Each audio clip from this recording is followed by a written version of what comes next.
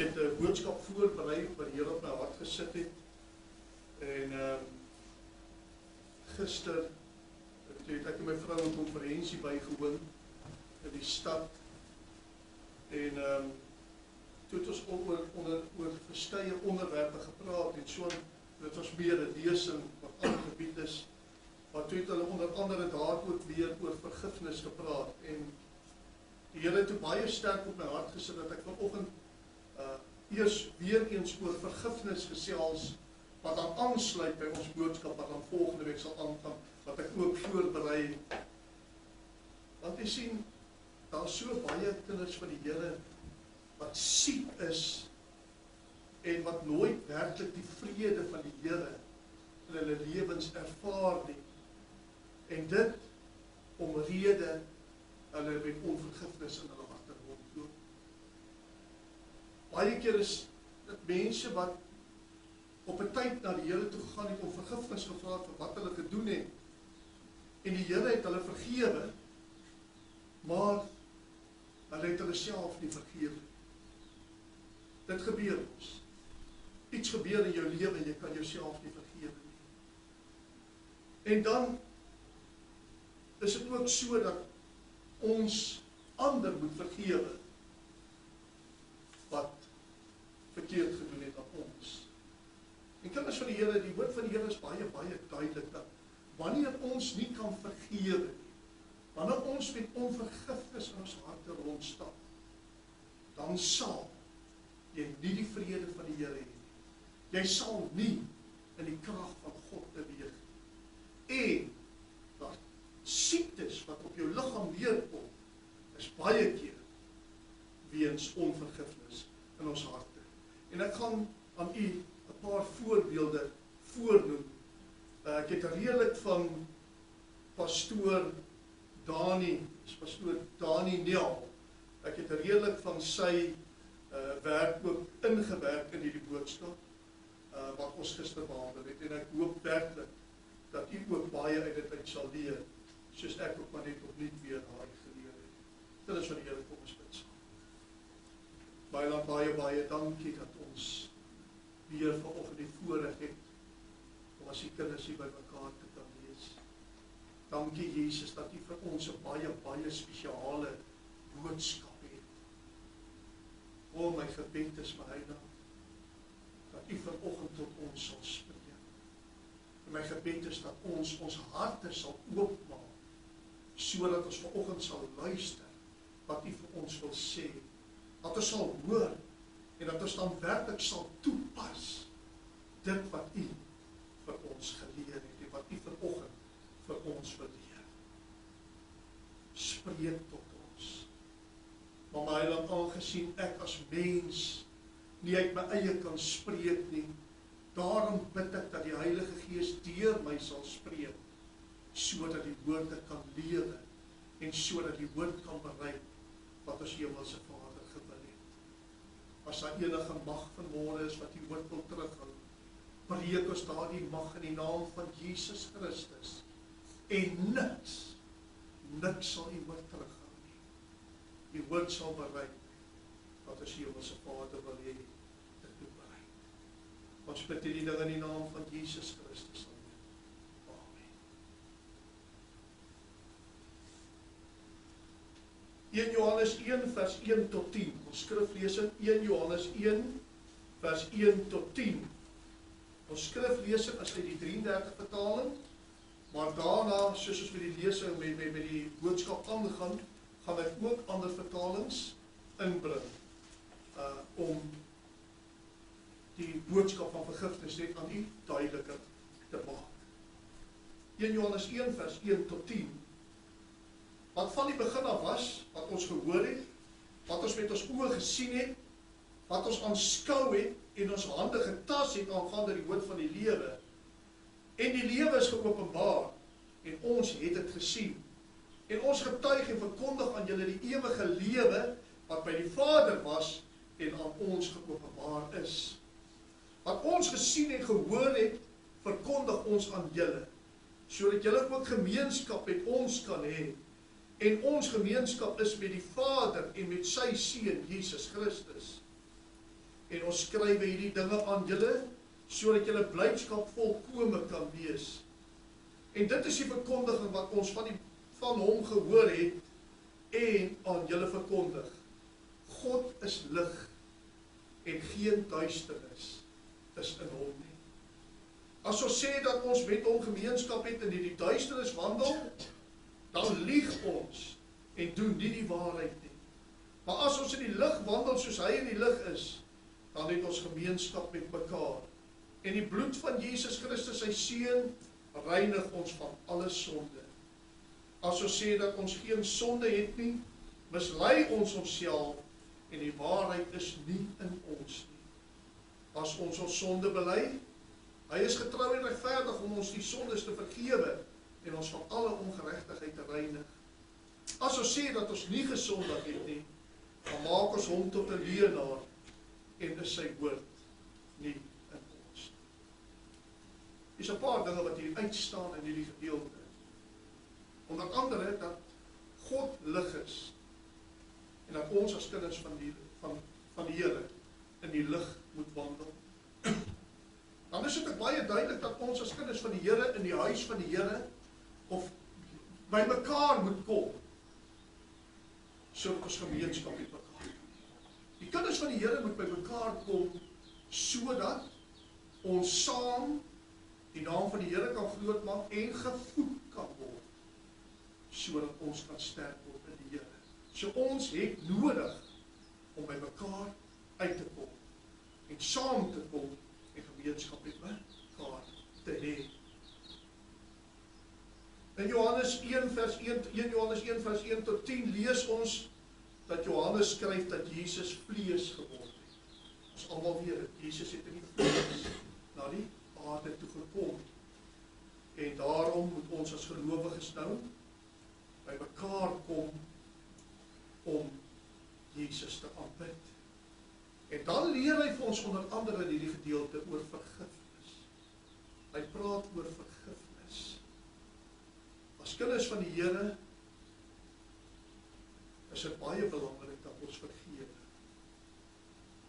As ons nie vergewe nie, dan gaan jy nie in die krag van God beweeg. Jy sal nie 'n lewe van oorwinning kan leef nie. Dis onmoontlik. Wat belangrik is ook dat ons moet besef, hier praat Johannes met gelowiges. Hy praat nie met ongelowiges wat nog nie by Jesus uitgekom het om hulle sondes te vergewe nie. Hy praat met gelowiges. So wat hierdie gedeelte sê is dat selfs al het jy Jesus op 'n tyd aangeneem, want toe jy Jesus aangeneem het, het jy jou sondes bely, jou sondes was vergewe. Maar as kind van God moet ons nog steeds terugkom na die Here toe, want ons almal sondig steeds. En daarom moet ons nog steeds kan bely. Ons het nog steeds voor die Here bely wanneer ons verkeerd optree en wanneer ons sondig. Jy sien, ons kry mense wat sê, as jy eenmaal jou lewe aan die Here gegee het, en jy is vergewe, dan is jy altyd vergewe. Leef soos wat jy wil, maak wat jy wil. Wees baie versigtig. Dis nie wat die woord van God sê. Hy sê, wandel in die lig. Wandel in die lig. En julle wat in die lig wandel, wanneer ons sondig, ons wat in die lig wandel, en ons sondig, want ons tree verkeerd op, is die enige wat hier is, hier teenwoordig vanoggend, wat kan sê, ek tree nooit verkeerd op nie, ek sondig nooit. Jy sien, ons tree baie keer verkeerd op, en ons sondig. So dis baie belangrik, dat ons om vergifnis moet vra. Kom ons kyk hier, so Johannes, kyk, as ons na vers kyk, dan sê hy, as ons sê, dat ons met hom gemeenskap het, vers 7, maar as ons in die lig wandel, soos hy in die lig is, dan het ons gemeenskap met mekaar. Die woordjie ons in hierdie gedeelte wat ek nou gelees het, kom 32 keer voor, want hy praat met die gelowiges, ons as kinders van die Here. Hy praat nie met die wêreld nie. En kinders van die Here, daar is net een manier om vergifnis van sondes te ontvang, en dit is deur belydenis, om voor Jesus jou sondes te bely. Jy sien, ons moet ons nie self regverdig, soos die skrifgeleerde, wat gaan staan het en hy gaan bid, en hy sê, Vader, dankie, dat ek nie soos daardie man is nie. Soos daardie tollenaar is nie. Wys, en hy vertel van Jesus hoe goed hy is. Maar hier kom hier die tollenaar. En Jesus sê, en hy hef sy hande op. En hy kyk op na die hemel. En hy sê, o God, wees my sondaar genadig. En die Here sê, daardie man het geregverdig na sy huis toe. Kinders van die Here, as jy wil vry wees, bely jou sondes voor Jesus Christus. Want die Here vergewe jou. Dan die merk ek dan amper is wat nou die dag 'n vraag gevra het, iemand wat gesê het, dat dit is verkeerd om jou oë toe te maak wanneer jy bid. Nou, die antwoord daarop, dit is nie die waarheid nie. Maar jy hoef nie jou oë toe te maak. Mense kan met oop bid, jy het nie nodig om jou oë toe te maak. Maar jy is ook nie verplig om jou oë oop te hou nie. Wat ons moet doen wanneer jy bid, mense, die rede waarom die mense hulle oë begin te toemaak het op die tyd, was want jy sien dinge raak en dit trek jou aandag. En dis maar die rede waarom baie mense hulle oë toemaak. Want jy is nie verplig om jou oë toe te maak wanneer mens bid. Maar sorg dat jou fokus op Jesus is. Anderwoorde, wanneer jy bid, kyk op na Jesus. Of jou oë oop is of toe is, maak nie saak. Maar ons moet vergifnis vra. Ons moet kan bely wanneer ons verkeerd gedoen het. En weet jy, 'n pragtige voorbeeld in die woord van die Here is Daniël. En ek sê altyd vir myself, wow, Daniël is vir my een van die manne wat die Bybel niks van verkeerd sê. Is dit nie so? Van 'n jong man af het Daniël vir die Here gestaan. En hy het uitgestaan en hy was 'n getuie vir die Here. En toe het Daniël gebid om vir die Here iets te vra. Maar hy moes eers sy sondes bely voordat die Here sy gebed beantwoord het. Daniël 9 vers 19. Hoor wat sê daar? Hy sê, en ek het tot die Here my God gebid en belydenis gedoen en gesê, ons het gesondig en verkeerd gedoen. Here, hoor, Here, vergeef, Here, merk op en doen dit. En daarna het die Here sy gebed beantwoord. Jy sien, ons moet vergifnis vra. Ons moet besef dat ons 'n heilige God aanbid. God is so heilig, hy is so groot, dat wanneer jy God ontmoet het, wanneer jy die Here in jou lewe ontmoet het, kan jy nie anders as om vergifnis te vra. Hoe as ek besef hoe ver ek kort kom, sal ek nie waag om voor God te gaan staan sonder om vergifnis te vra. Is dit nie so? En dan begin jou lewe van oorwinning. Wil jy hê die Here met die gebede beantwoord? Bely die sondes. Bely die sondes voor hom. Toe Jesaja bely het die engel gekom met 'n koel vuur en het sy mond aangeraak. Nadat hy bely het. En eers daarna kon die Here hom gebruik. Nou moet jy onthou, Jesaja was toe op daai stadium 6 jaar wat hy al in die bediening was. 6 jaar wat hy 'n profeet was.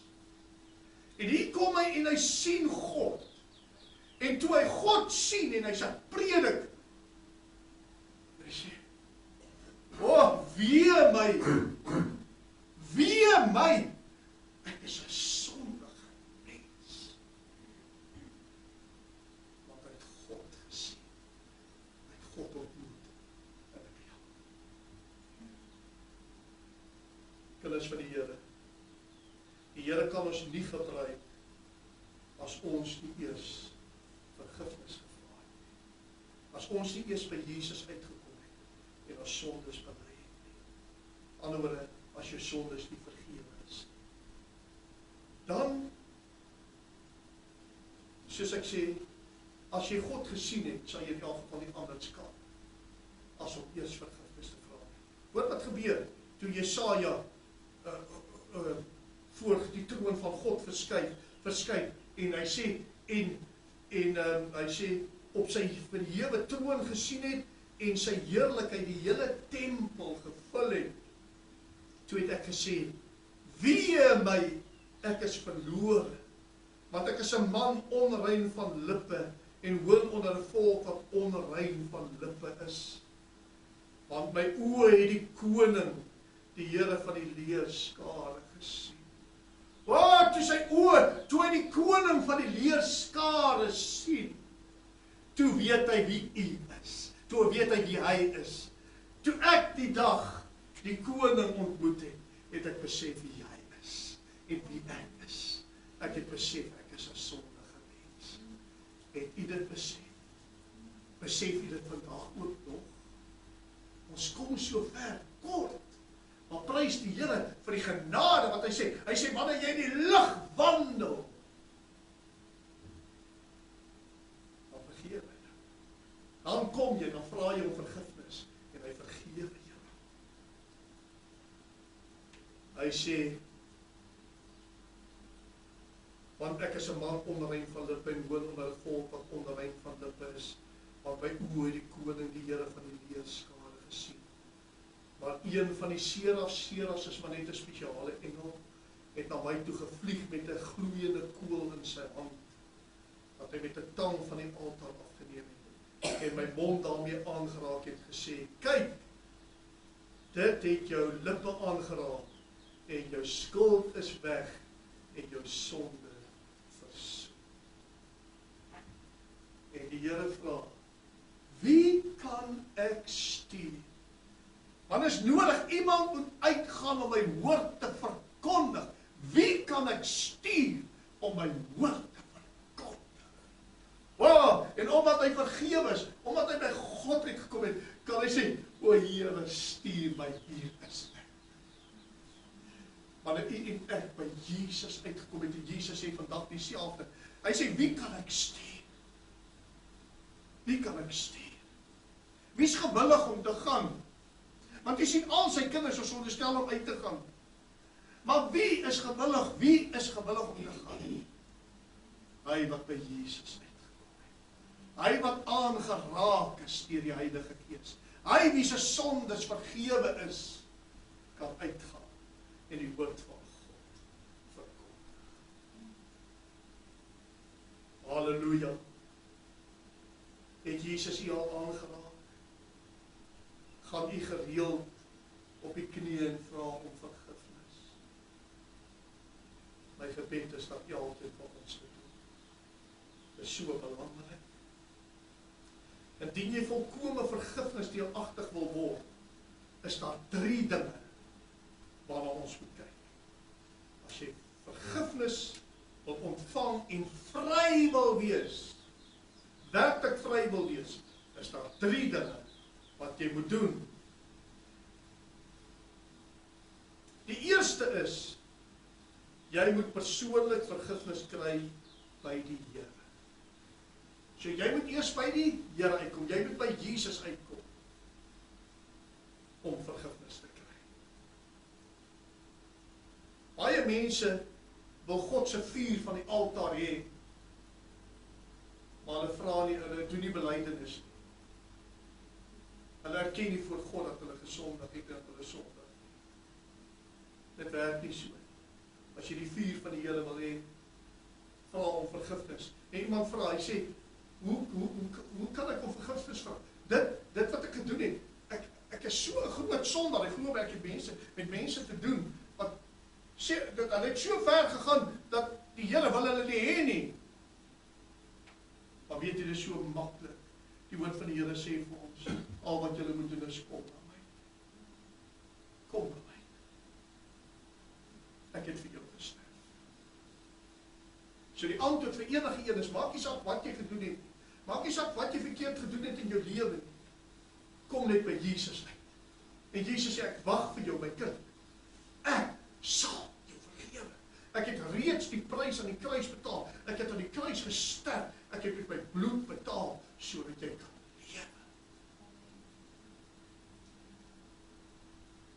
In 1 Johannes 1 vers 7 staan dat die bloed van Jesus Christus reinig ons van alles. O, die bloed van Jesus.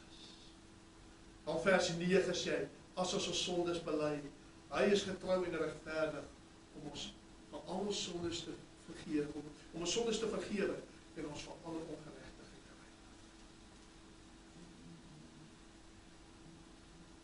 En hy praat met kinders van die Here ook. Hy praat met mense wat hulle die wat Jesus gegee het. Hierdie versie spesifiek praat met enige mens wat nog nie by God uitgekom het. Maar in die boek van Johannes, 1 Johannes, praat hy met kinders van die Here. Kinders van die Here, ek gaan 'n paar voorbeelde vir julle noem. Wanneer jy, as ek my arm nou hier afbind, of ek bind my vinger af, dan kom maar geen bloed in my vinger nie. Of kom geen bloed in my arm nie. Dan is dit nie lang nie. Dan gaan ek die gebruik van my vinger of my arm verloor. Die deel van jou liggaam waar die bloed nie kom nie, daai deel van jou liggaam gaan jy verloor. Is dit nie so? Jy sal dit nie meer kan gebruik. En kinders van waarom, want dit gaan dood. Wanneer ons nie, as kinders van die Here, wanneer ons nie onder die bloed van Jesus kom nie, en gedurig onder die bloed van Jesus is, sal jy ook geestelik sterf. Ons het nodig om onder die bloed van Jesus. Elkeen van ons het nodig om onder die bloed van Jesus te kom.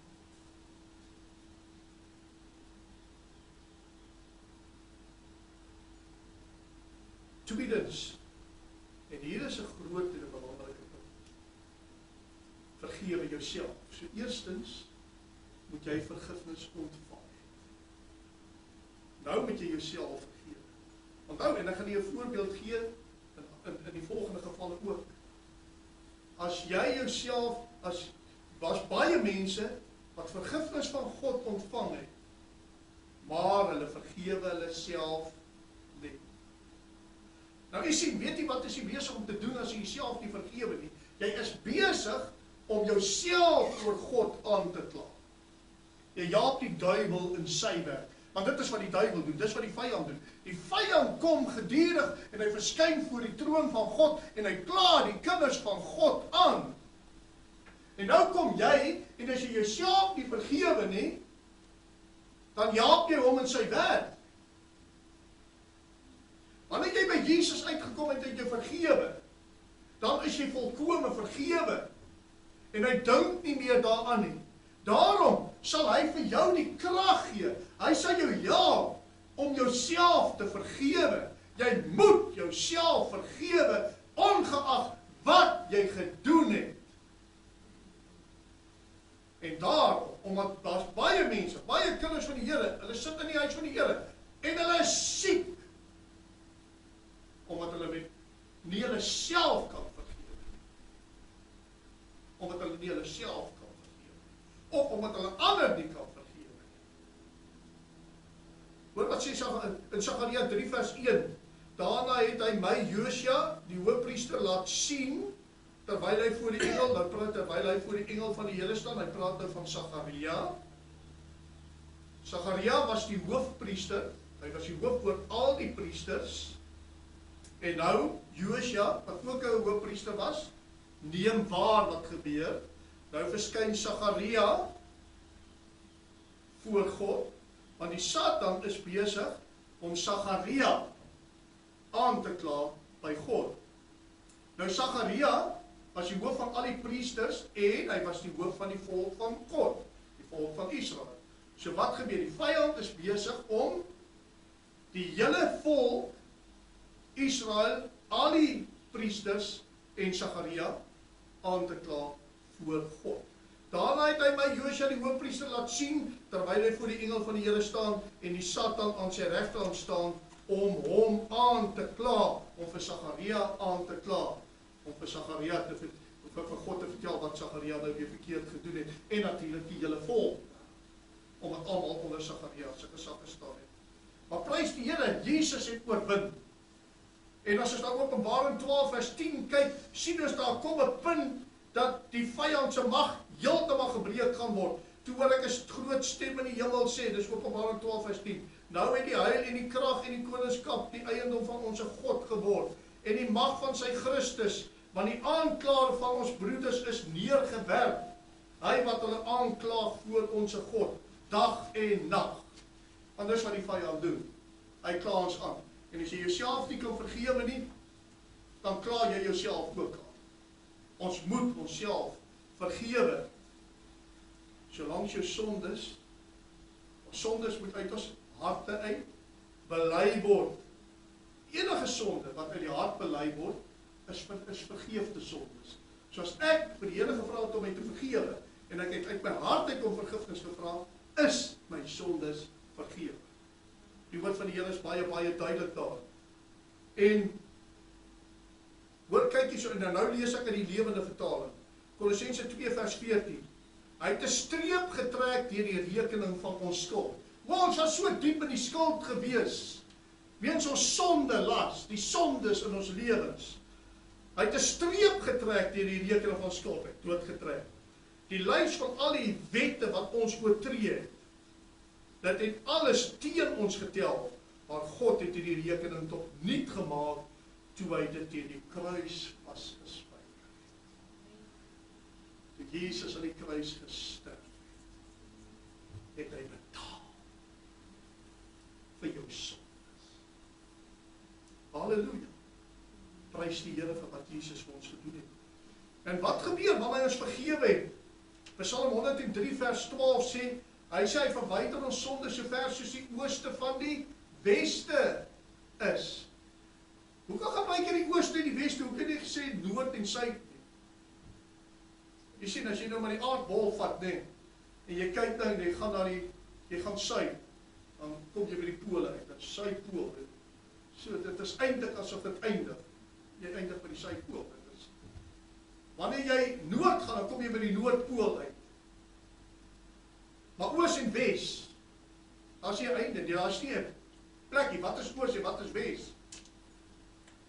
Jy sien, die Here vergeef ons sonde so, hy vergewe jou so, dat het nooit meer by mekaar kan uitkom nie. So ver, soos die ooste van die weste verwyder is. Aan Jesaja 44 vers 22, ek delg jou oortredinge uit soos 'n nevel, en jou sonde soos 'n wolk. Keer terug na my, want ek het jou verlos. Ek delg jou oortredings uit soos 'n nevel. Wat is 'n nevel? 'n nevel is die mis in die oggend, wanneer die mis so op die grond neersak, mis wat laag op die grond lê, en jy ry in jou kar, en die mis is so dik, jy kan glad nie sien nie, en jy ry van die pad af, want dis wat gebeur wanneer te mistig is dit, nee? Het jy al sulke mis langs die pad gekry? Ek glo die meeste van ons wat al lank bestuur het dit al langs die pad gekry. Dat jy niks kan sien, dat jy moet doodstil staan. Nou dit is wat sonde aan ons doen. Sonde in ons lewens maak ons blind. Dit maak dat jy nie kan sien nie. Dit maak dat jy nie kan sien wat die pad is wat die Here wil hê jy moet loop nie. Jy gaan van die pad af. Of jy moet stil gaan staan, maar jy kan nie meer vorentoe gaan nie. Want die mis is voor jou oë. En nou sê, hy sê, wanneer jy met jou sondes na my toe gekom het, hy sê, dan lig ek daardie mis. Ek neem dit weg, soos al die mis oor die sterk son verskyn.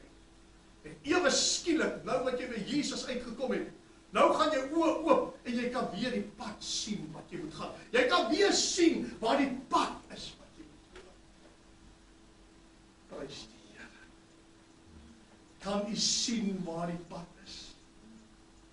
Sien jy die pad? Ek glo die meeste van die sien die pad. Want jy het by Jesus uitgekom. Jy het hom vergifnis gevra. En nou kan jy duidelik sien waar om te gaan. Want ons nie kan sien waar ons gaan nie, dan gaan ons van die pad. Micha 7 vers 19, hy sal hom weer oor ons ontferm. Ons ongeregtigheid vertree. Ja, hy sal hulle sondes in die dieptes van die see werp. En wat sê Jesus aan die? Hy sê, hy sal hom weer oor ons ontferm. Dit beteken eintlik, hy kry ons jammer. Dis eintlik wat hy vir ons sê. Hy ontferm hom oor ons. Hy kry ons eintlik jammer. Hy sê, dan gaan ek jou sondes vat en trap ek het onder my voete. Dis wat hy sê. Hy sê, dan gooi ek het in die see. Dan gooi ek het in die see. Dis wat hy vir ons sê. Jeremia 31 vers 34, ek sal julle ongeregtigheid vergewe en aan hulle sonde nie meer dink nie. As God nie meer aan jou sondes dink nie, waarom wil jy nog aan jou sondes?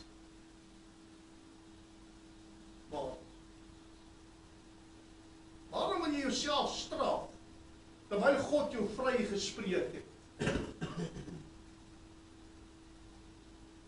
As toe Dani vertel, hy was aan die Oekraïne, en daar het hy lesings gegee. En hy sê, 'n jong dametjie kom na hom toe. Sy het baie hartseer en sy huil, en sy sê vir 7 jaar lank,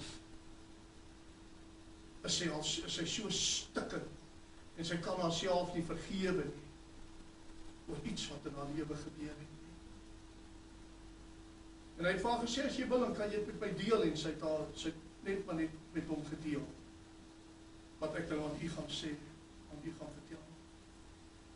En sy sê vir hom dat sy het by haar moeder gebly, haar ma en pa was geskei, en hulle het in Kiev gebly, in die Oekraïne, en nou bly sy in Kiev, saam met haar moeder.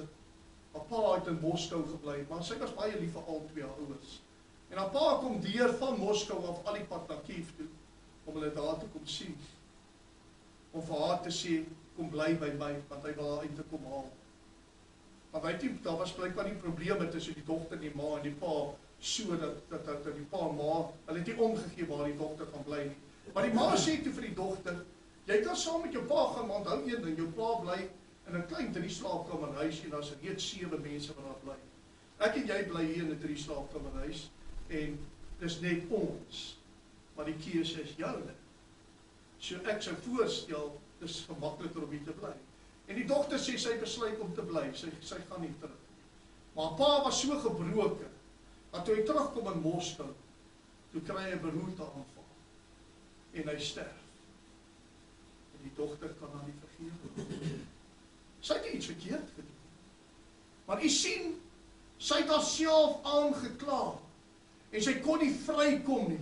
Maar daardie dag, toe sy hoor van vergifnis, en dat Jesus vergewe, en hy sit dit agter, en dat ons moet vir onsself moet vergewe, en dit moet agter sit, het sy dit agter gesit, en hy sê jare later, het sy nog steeds gesprankel, want van daardie dag af, was sy vry. Jy sê die oomblik toe sy haarself kon vergewe, toe was sy vry. Wil jy vry wees? Vergewe. Vergewe ander. Vergewe uself.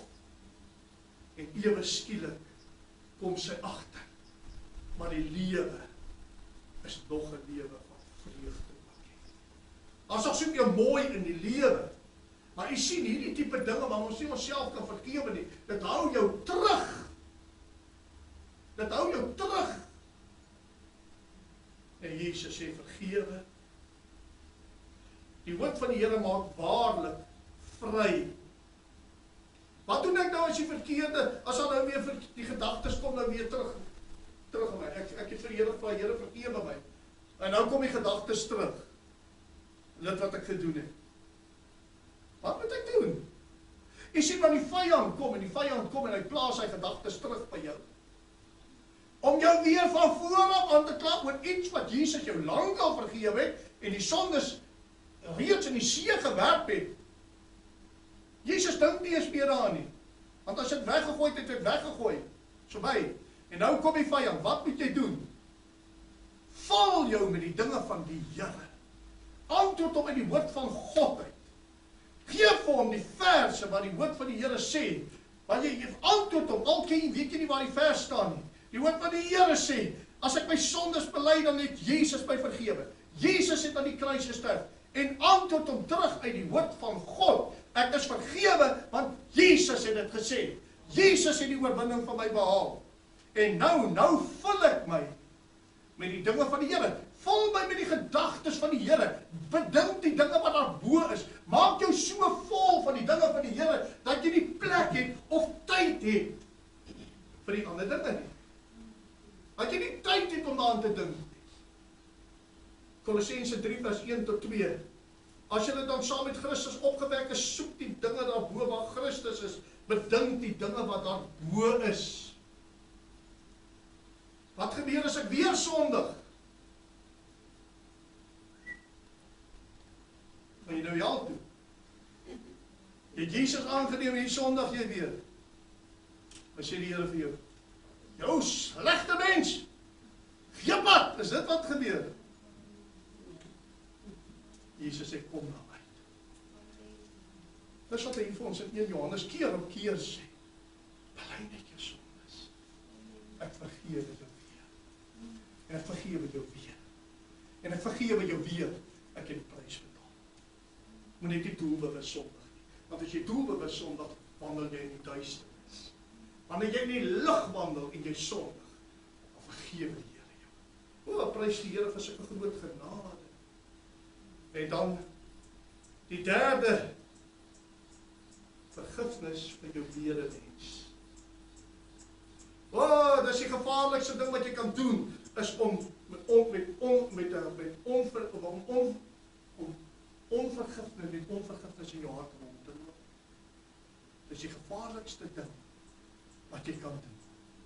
Want dit gaan vir jou siek maak en dit gaan vir jou 'n pragtige voorbeeld noem hier uit. In die gebed van die Onse Vader sê, Onse Vader wat in die hemel so sê, vergeef ons ons skulde soos ons ook ons skuldenaars vergewe. Die nuwe vertaling sê, vergeef ons ons sondes, want ons vergewe ook elkeen wat aan ons skuldig is. Dit is van die Here, wanneer jy nie anders vergewe nie, val al hierdie vergifnis waaroor ons tot dusver gepraat het, val dit weg. Want dit is wat die Here sê, as jy nie kan vergewe nie, dan word jou sondes ook nie vergewe nie. Daarom is dit van die uiterste belang, dat u en ek moet vergewe. Maak nie saak wat 'n persoon aan jou gedoen het nie, ons moet vergewe. In Markus 11 vers 23 tot 24, praat die Here van, wanneer daar 'n berg voor jou is. Hy sê dan, kan jy vir die berg sê, gaan weg, en die berg sal weggaan. Maar daai berg verteenwoordig natuurlik verskeie dinge, nee, dinge wat op jou pad kom. Die berg kan wees siektes, finansiële probleme, probleme by die werk, wat ook al, maar daar kom berge voor jou. Nou, as kind van die Here, moet jy hierdie berge, jy kan die Here vra, jy kan tot die Here bid, en sê, Here, vat hierdie berge voor my weg. Maar nou, stop die mense net daar, terwyl daar nog 2 versies aangaan, vers 25 en vers 26, waar hy sê, dat, wanneer jy nou bid, maak seker, jy het niks teen iemand anders. Maak seker, dat jy niks teen iemand anders het.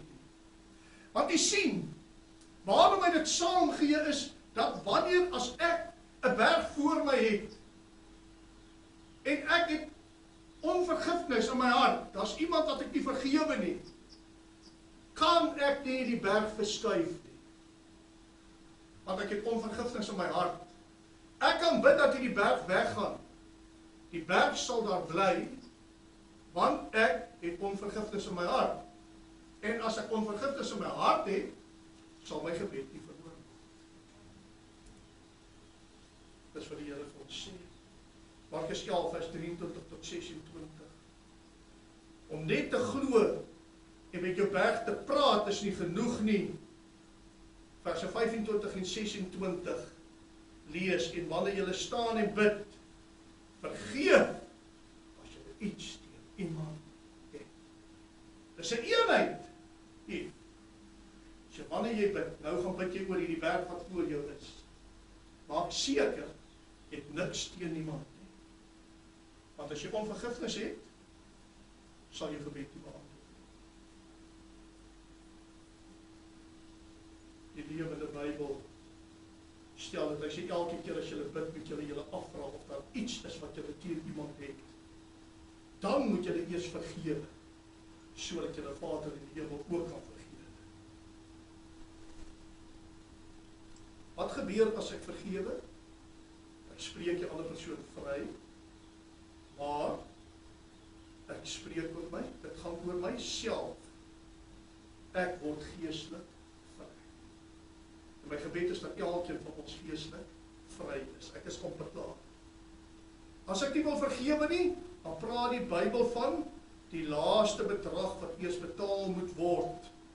Hy praat van die pynigers, het jy gesien in Matteus 18 vers 15 tot 35, waar hierdie man aan hierdie koning 1000 sikkel silwer geskuld het, geldstukke, wat 60 miljoen dae se loon was, en hierdie skuldeiser sê vir hom, okay, ek skryf dit af, jy hoef nie te betaal nie. En toe hierdie man daar wegstap, was er net 60 miljoen dae, iemand het dit so uitgewerk, so ek gee dit maar so oor, 60 miljoen dae se loon, in vandag se tyd, en dit word afgeskryf, en hier kom hy uit, en hy stap uit daai man weg, en hier kom iemand, hy sê, hey, jy skuld my 'n dag se loon. Die man sê, ag asseblief, wees my genadig, ek het nie nou my geld nie, asseblief, gee my kans. Hy sê, dit sal die dag wees, ek wil dit nou hê, anders dan sit ek jou nie terug. En Jesus, en wat doen hy man, wat doen die koning? Hy laat roep weer hy ander man, hy sê vir die soldate, gaan verhaal hom, en gaan sit hom in die tronk. Gee hom oor aan die pynigers. Gee hom oor aan die pynigers, en hy sal daar bly, totdat hy die laaste sent betaal het. Totdat hy alles betaal het. Nou, hierdie pynigers, net so 'n bietjie oor dit te praat. As ek nie wil vergewe nie, dan sal ek self 'n gevange bly, tot ek die laaste deel van my skuld betaal het, voordat ek uit my geestelike gevangenis vrygelaat word. Plus, as ek tot sterwe sou kom, sal ek die koninkryk van God mis. Die hoofrede waarom ons ander vryspreek, is nie omdat hulle dit verdien nie, maar dit is omdat ek vry word wees. Dit in Lukas 6 vers 37, spreek vry, en julle sal vrygespreek word. Spreek vry, en julle sal vrygespreek word. Nou wil ek iets sê oor bitterheid. Pas op vir bitterheid. Hebreërs 12 vers 15 sê, pas op dat niemand in die genade van God veragter nie, dat geen wortel van bitterheid opskiet, en onrus verwek, en baie hierdeur besoedel word nie, besoedel word nie. Nou, 'n plant, se wortels is onder die grond, niemand sien daai wortels nie, maar daai wortels voed die plant. Bitterheid, wanneer bitterheid in jou hart is, dan voed die wortels van bitterheid jou met bitterheid. Anderswoorde, jy word gevoed met bitterheid, dis wat hy hier sê. En nou, as iemand nou die bitterheid in sy lewe het, wat doen hy? As ek verbitterd is, wat is mense geneig om te doen? Nou skinder ek van ander, nou praat ek van ander, nou maak ek ander mense sleg, is dit nie so nie? Anderswoorde, ek probeer die persoon seer maak met my mond. Nou hoor wat sê hy hierso, wat sê die woord van die Here vir ons? Wat is bitterheid in Grieks? In Grieks is dit pikros. Pikros beteken steek of om te sny. Om te steek met iets of om te sny. Iemand wat steek en sny met hulle mond. Iemand wat verbitterd is. Iemand wat met daai onvergifnis in sy hart rondloop, is iemand wat steek en sny met hulle monde. Van die bitterheid in hulle lewe. Dit is te veel bitterheid in hulle lewe. En daai bitterheid is besig om hulle meer en meer bitter te maak. En omdat hulle bitter is binne, nou sny en steek hulle almal om hulle. En jy word 'n verbitterde, mislike tipe mens. Dis baie gevaarlik om bitterheid in jou lewe te hê. Daarom, kind van die Here, kom ons gee die ding aan die Here oor. Vergewe iemand as hy jou maak nie saak wat hy in jou gedoen het nie. Vergewe hom, sodat jy kan vrykom en sodat dan die bitterheid in jou eie hart hoef te wees nie. Vrou kom by pastoor, hy sê vir die pastoor, ek sal nie kerk toe gaan voordat my pastoor vir my om vergifnis vra nie. En die pastoor sê van, maar dit is mos nou nie Bybels wat jy hier doen nie.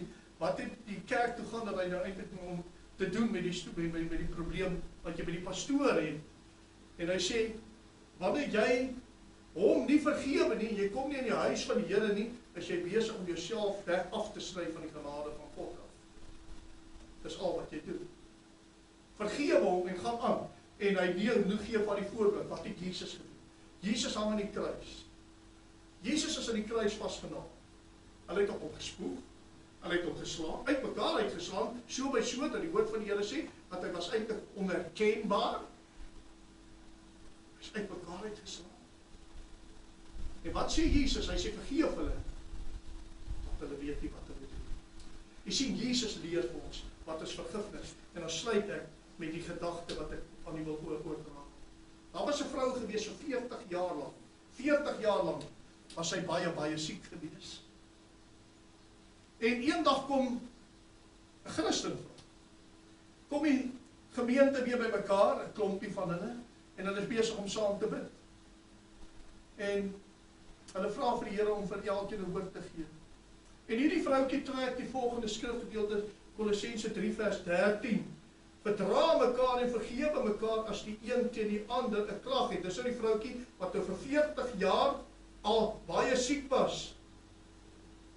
Soos Christus julle vergeef het, so moet julle ook doen. En die vroukie sê vir die pastoor, sy sê, weet die pastoor, is my baie snaaks. Dis die 3de keer wat ek nou dieselfde versie kry. En die pastoor sê, maar suster, dink jy nie die Here wil dalk vir jou iets sê deur hierdie vers?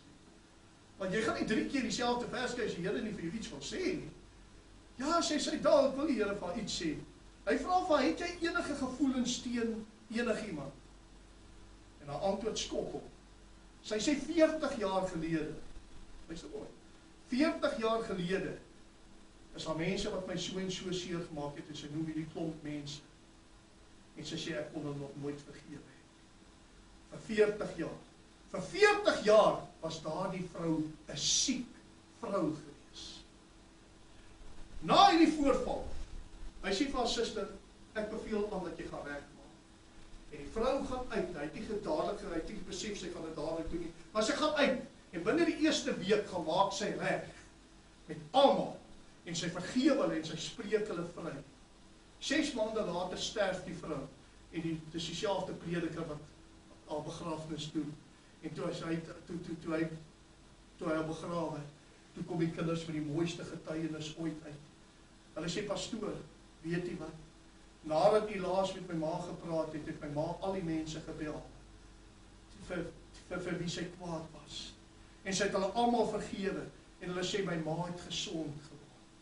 Hulle sê, die laaste 6 maande, want sy was al toe baie oud gewees, sê die laaste 6 maande van haar lewe, was sy die vriendelikste vrou. Ons het nie so 'n ma geken nie. En sy was gesond. Jy sien, onvergifnis kan vir jou siek maak. Kom ons doen wat die Here vir ons leer. Kom ons doen wat Petrus kom by Jesus, hy sê, Jesus, 7 maal. Jesus sê, nee Petrus, nie net 7 maal nie, 70 maal 7. Jy vergewe altyd. Dis wat